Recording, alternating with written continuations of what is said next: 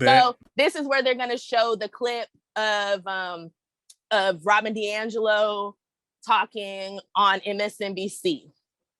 So RBF herself is going to get us kicking this off. Just to watch a clip of an interview that she did on MSNBC. There's going to be a lot of, I think, food for thought, and it features our good friend Al Sharpton. Okay. Well, wait. I need to check my credit cards because you could probably find a way to get to them through the video clip. This either or, right? You're either racist or you're not racist, and in a moment such as we have now, both forces, if you will, both sides are amplified. And so it's very easy for those of us who are deeply committed to racial justice to see ourselves as on the not racist side. And we can point to the really explicit, clear, extreme examples, but it's much harder to get your hands on the more implicit, the well-intended, unaware, but still, impactful ways that folks like me, well-meaning, well-intended folks collude with the system. It is not an aberration. Racism is not an aberration. It is the norm. And so if we are passive within that norm, if we see ourselves as not part of the problem, we will inadvertently contribute to it by our passivity. So outwoking is this what I call a move to always position oneself as more aware, more advanced than other people. It's the pointing the finger outward rather than inward. Dr. DiAngelo, one of the things that appealed to me about your new book is talking about trying to outwoke others. And I see that all the time in a lot of movement engagement that I'm involved in, where people tend to trivialize legitimate struggle of blacks and gays and Latino X and all Latinx or whoever. They don't like that name. Dealing with what is trendy that makes them look woke rather than dealing with the real problem. How do you deal with this in the book, and what made you go there, if I could put it that way? Certainly, and it is an honor to be speaking with you, Reverend Sharpton. Thank you. That's a sinister little laugh there. Move where why you is that position funny? yourself above other people as more advanced. And it is a very superficial response. Last summer you saw much more involvement from what we might call the average white person. You saw protests, you saw activism, but in some. Sorry, I want to jump in and tell my woke white person story since this doesn't exist in real life. I was on Twitter. So I'm going to use different words so you can understand. So I was on Twitter, minding my business, and I see one of these nice woke white ladies chastising a person for using the word blacks. Now, the context of the conversation was that basically this person was saying that they can use the R word, as in the clinical definition, mentally retarded, because like 3 years ago or something, they had an overdose and they have been clinically declared the R word. I'm just going to say the R word because, people are sensitive these days. But he basically said, I can use the R word like blacks can use the N word. She was like, don't say blacks, that's racist. And I was like, hey, super woke white lady, saying blacks is not racist because you not be out here policing shit for black people that we don't care about. And then she got all upset and went on to try to convince people that I was a racist because I didn't have a problem with this person who said that they had an overdose a couple years ago and were clinically mentally retarded. And she decided to argue with this person for a while and then go on to try to convince me that I'm a racist. So I'm not going to go through the whole rest of the thread because she literally kept showing me threads of this person and what they were saying. And everything that they said, none of it was racist. The only thing that they said that I felt was a big hyperbole was that only blacks get to be homophobic and it's not challenged. That was the only hyperbole. Everything else they said, I didn't have an issue with. And, people say that all the time about us. So that wasn't nothing I had never heard. It wasn't a race thing. But this lady kept trying to make this person out to be a racist. And at one point, I was like, when you police people's speech on the dumbest thing, like saying blacks, because I say blacks, I say whites, I say the whites, That doesn't make me a racist. When you police people on stupid shit like that, people feel like, well, I can't fucking say anything. So what the fuck do you want from me? So when she's talking about the super woke white people, they do exist, and they aggravate regular Black people, and they aggravate white people who aren't necessarily racist, but you try to push them into a racist box, and then they're like, well, fuck it. If everything I do is racist, then let me just let my freak flag fly. Okay, I'll play the rest of this. I just want to throw that in there because they pretend like none of this happens in the real world. Well, before you start playing, Sam, I think it's important to point out, never mind. Let's finish this segment. Go ahead, Sam. In some ways, it's somewhat exciting and interesting to go down to a protest. The daily, day in and day out struggle, the courage that it takes to get racism on the table and keep it on the table, the humility that is required for white people. That is much harder, and we see that fade out. We don't always see the excitement sustained when it comes down to the really difficult work.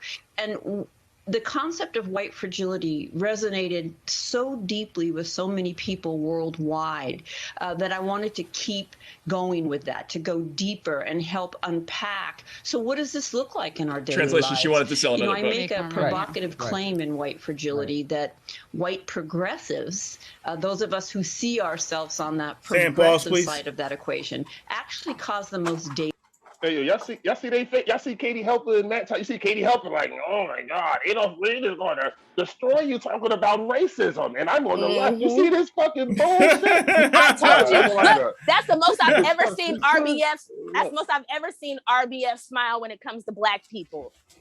RBF? Resting bitch face. Oh, okay. You know, I got to leave that one alone because I am a Black feminist. In any event, so let's. I'm a feminist too. Feminism means choice, and I have choice to say that she has RBF.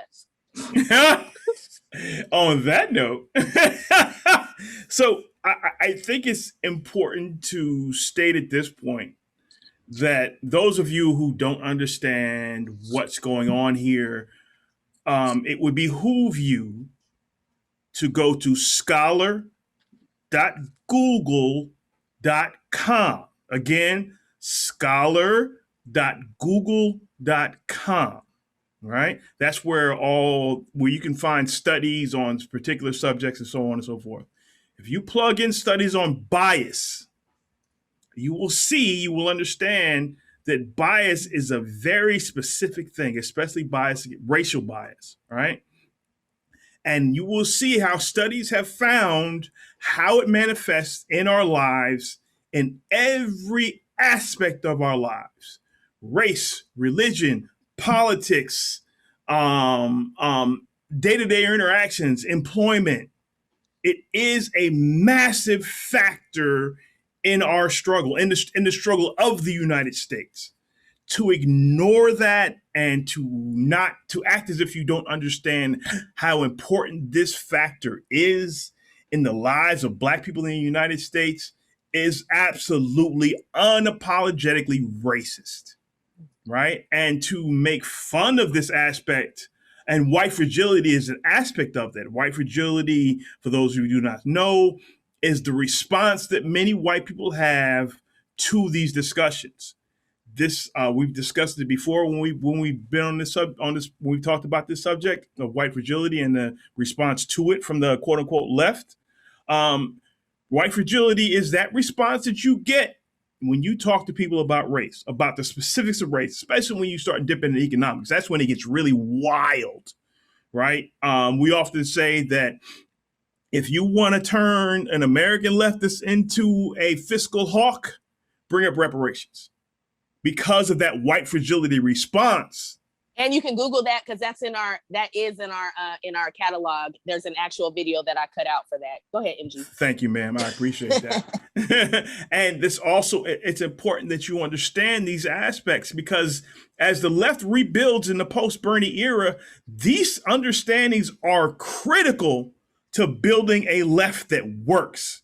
For the last since 2015, whatever that number of the years that is, it has not worked because Bernie keeps getting mollywopped. He got mollywopped twice, and both times it was because black folks in the South specifically, decided Bernie was not the guy. And we can go into the why that happened and all the ins and outs and all this other stuff, the misinformation and all this other stuff that happened. We can go into that later. But the left played a massive role in that because they acted as if race and racism are not a problem, right? And that in itself is the key. That in itself is the problem that is the lock that is keeping the left from progressing any further. Progressing, that was good. And reparations and discussing race is the actual key to that lock. If you want to progress further, this is what you need to be discussing. But we'll get into that a little further as we go. Anybody got anything on that? Nice. I'm being nice to this heifer. I've been watching this heifer for over a year. I'm not being nice to her. I'm done being nice to people who step on my people. She start being nice to my people. I'll start being nice to her and stop calling her RBF. But until then, she RBF. I don't give a fuck. But hey, I cannot argue with that at all. Get him, Sam. Shit. Yeah, I don't care. Like I said, y'all niggas can't cancel me because y'all niggas don't pay me. So I'm gonna say what I fucking want to say. And for those of you who are civilized out here, go make a civilized podcast and say the shit that we say without all the niggatry. And we will not cut. And as long as you do it properly, we won't talk about you. Well, we won't talk about you badly. We'll probably even raise you up and be like, "Oh, look at them. This is who you send to your families who don't like nigger shit." I'm sorry. I know I said it a bunch of times, but we wild out on this show. We are not changing how we talk. We are not changing how we do our show. This is the show. Think of Breakfast Club before Charlemagne had that whole rape thing come up. Because they were raunchy and wild as fuck. We're going to do our thing. And we're just going to do that. And if we're not people's cup of tea, that's fine. We need y'all who are listening, who are people's other cup of tea, to make your own fucking cup and pour it for those motherfuckers.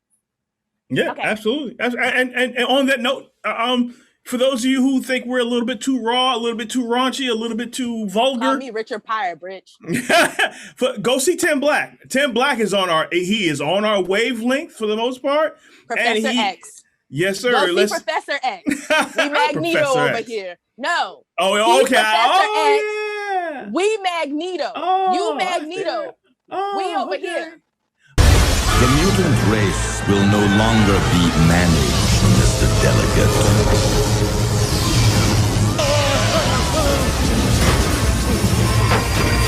You will all remain seated until I have finished.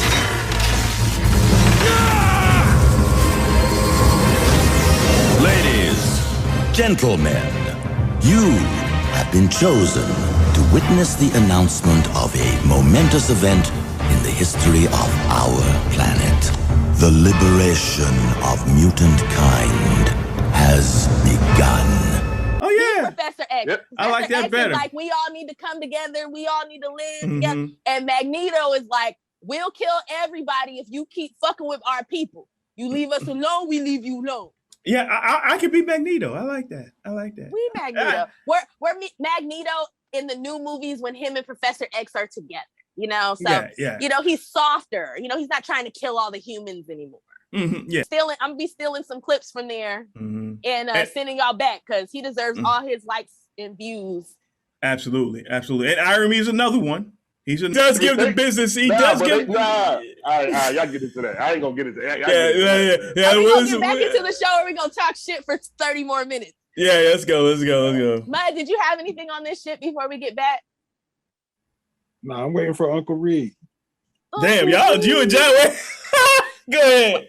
Hey, you know, they've been waiting for the Crypt Keeper. Yeah, go ahead. That's a line in her book that I missed originally, and then I went back. She says this: I believe that white progressives cause the most daily damage to people of color.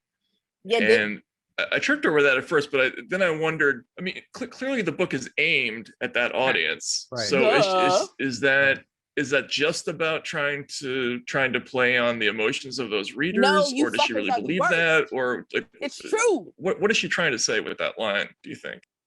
Bernie supporters called me more niggers and told my black ass to go back to Africa more than I have had white racist, allegedly Republicans tell me to go back to Africa or to call me a nigger. Sorry, but it is what it is. You can be upset about this, but yes, white progressives, you are worse. You know why you're worse? Because you're here with us. You're in our circles. You're the ones who are telling us that reparations should come after climate change and fucking the end of capitalism and the birth of the new Antichrist. And all wars. We got to end every war that ever happened that's going on, right? All and we got to end world hunger. Let's unpack this a little bit more with the good, bad binary, because there's this assumption, you write about it in the book, there's this assumption that racists are people who want to lynch people or make them sit in the back of the bus or keep them from buying a home or keep them from getting a particular job or promotion. Why is this that makes you a bad person? But if you're a good person, then you don't do those things. And then therefore, if you're a good person, you can't be racist. Can you just unpack that a little bit more? Sure. Racism is a highly adaptive system, and it has adapted to challenges. And I think the most brilliant adaptation the system of racism made to the challenges of the civil rights movement was to reduce the definition of a racist to a very simple formula. Always an individual, not a system, who consciously doesn't like people based on race, must be conscious, and intentionally seeks to be mean to them, must be intentional. So an individual consciously mean.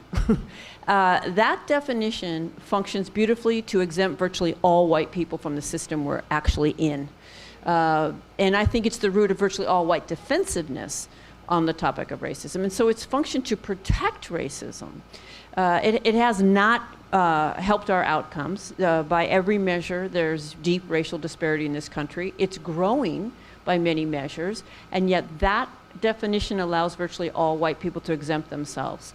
And since you're giving me the opportunity, I think white progressives are the hardest. I think so you all are not the choir, sorry. I don't see any group of white people as the choir, because that suggests that our learning is finished. And the moment we become complacent, we're gonna be problematic in our interactions. So the reason I say that white progressives can be the most challenging is because one, we're most likely to be in your lives. And the degree that we think we're good to go for all the reasons we're gonna tell you. I mean, I've been to Costa Rica, I have black friends. My second cousin married a black guy. I was in the Peace Corps. I could go on and on. I marched in the '60s, or I marched. Black baby. I marched in a Black Lives Matter protest. And here's what I have to say about March in the '60s, right? Anybody ever heard that one? I marched in the '60s, right? If you're white and you marched in the '60s, thank you. It made a difference. It was important.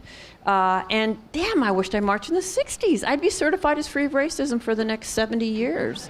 And I'm sure there was no white patronizing going on when all those folks went down.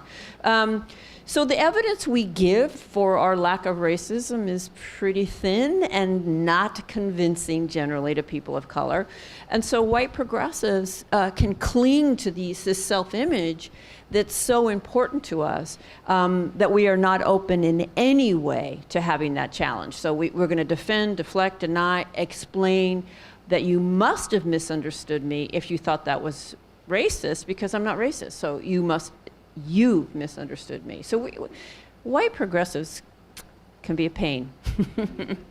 I'm gonna echo that. Yeah. And I actually heard a lot of sighs, and I looked around and I saw a lot of people of color go, "Oh yes." Because it is overwhelming. I think there's this desire to believe that that conservatives and people who are overt white supremacists are the problem. And when you talk about the Black Lives Matter, I live in a neighborhood where there are Black Lives Matter posters on every single door, so in every window, and we have bumper stickers, and these are the same people that do not speak to the black people. The few black people left, right, in the neighborhood because the neighborhood's gentrified. These are the same people who are, excited to send their children to the public school because they want to save the public school for their children in 5 years when their children are actually school aged, but dominate the parents of color that have been in those buildings for years and consider their voices invalid. And so it really just, it hits in a way that I think feels like there's such a lack of trust and an unwillingness. And they're also the hardest to convince, because there's this belief that, like, you should be grateful. You should be grateful that we're here. You should be grateful that we're doing this work. You should be grateful that we're working in this organization and committed. And there's no way. So it's a great out. You said the G word, gentrification. So that's a good segue into the next question. Gentrification and segregation. How do we understand these topics and how they relate to whiteness and white fragility, particularly in New York City? Gentrification is, I mean, it's just a force that is unstoppable in a lot of neighborhoods in across the boroughs. And, you know, segregation, we're talking about that. I think we really understand that in how our schools are made up in this city. So why is it that we're having conversations about gentrification and segregation or you know, schools that aren't very racially mixed, and not understanding that these things are forms of racism that still exist with us today? I think that, you know, in Robin naming that individualistic lens of what racism is, that definition of racism is ultimately what insulates us from a conversation about the inherent racism that serves as the foundation for neighborhood segregation, school segregation, the maintenance of school segregation, and gentrification. You know, you're literally not allowed to bring up gentrification. You said the G word, right? Like, there is this, oh no, don't go there, because of the implicit message that there are racial drivers, that there is racism underneath that. And I think for the many white people who feel like they're doing good by moving back into communities that had experienced disinvestment for years, right? Like that was a systemic outcome that didn't happen by personal choice. And I think there's often this belief that this is just about individual preference and choice, and not seeing all the policies in place and structures over the years that have created and maintained racism. And gentrification is an outcome of that racism. I think schools is really where we just see a complete unwillingness to name it. And there are many factors. You know, we look at our teaching workforce, 83 to 93% of our teachers are white women. Like, just let that sit. And so in many ways, there's no way that you're ever going to have the ability to have a critical conversation about the inherent racism in schools, as well as what produces racist outcomes in schools because of the white fragility, the discomfort amongst a teacher base, the discomfort amongst a teacher base that then echoes that message up to leadership, the discomfort amongst senior leaders, right, district leaders, systems leaders, governors who are making policies. You're not able to have a substantive conversation about what is very clear. We have all the evidence, right? Whether it's in discipline, the disproportionality in discipline in schools, in who gets to be a full-time teacher and who's a teacher's assistant, and who gets to be a school leader and who gets to be a district leader. All of those questions are deeply baked in racism, and we're not allowed to even broach the conversation because of the white fragility. Robin, you and Aaron have done workshops around this very idea, and even in front of district superintendents. What has been the response when you bring these ideas forward? Well, generally they're with you. I mean, we've worked for a long time in different, sometimes together, sometimes apart, and we have a pretty effective pedagogy, and, you know, we can walk people to a place and on the theoretical level, they can be open to it, but the moment you name any racial dynamic actually happening in that room, it'll explode. So as long as you don't actually connect me to it, I can hear it. But that means that if that work that we do is not sustained, it is not going to make any difference. It has to be sustained, and that means white people have to break with white solidarity and get it on the table and keep it on the table when nobody wants it on the table. So what you're saying is you can't just show up to one workshop or one book event and think, oh, I've done the work. I've fixed racism. And I don't know. My book is pretty effective, but I would agree. I enjoyed it a lot. I will say, I think that's a great point. Is there's this desire for a checklist. Give us the checklist. You know, when we walk into organizations, and especially in schools, give us the checklist.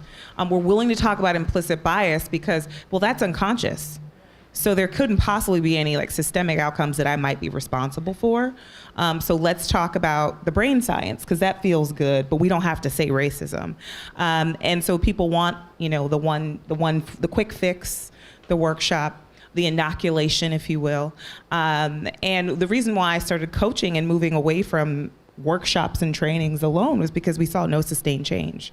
And so until there's a willingness for white leaders and for leaders of color who are protecting white comfort, right, by not ever naming the dynamics as well, because we do that in order to survive in those spaces, until we do the deep work of unlearning and healing from our own internalized oppression as leaders of color, and for white people to face, you know, their internalized racial superiority, we're not going to get there.